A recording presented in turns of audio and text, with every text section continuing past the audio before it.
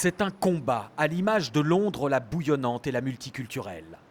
Le pauvre contre le riche, le musulman face aux juifs. À gauche, le candidat travailliste Sadiq Khan.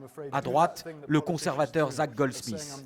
Et c'est le travailliste d'origine pakistanaise qui, en tête des sondages, a toutes les chances de l'emporter dans une semaine. Fils d'immigrés, il est devenu avocat puis député à la force du poignet. Son profil semble séduire les Londoniens, une ville où aujourd'hui près de 40% des habitants sont d'origine étrangère.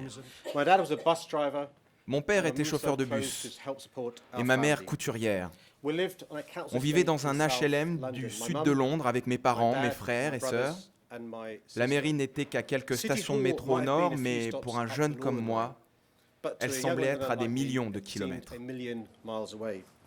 Libéral affiché, Sadiq Khan pourrait devenir le premier musulman à diriger une capitale occidentale et a annoncé que ce serait une formidable réponse face à l'islam radical et aux attentats de Londres de 2005. Face à lui, Zac Goldsmith est l'héritier d'une dynastie de milliardaires.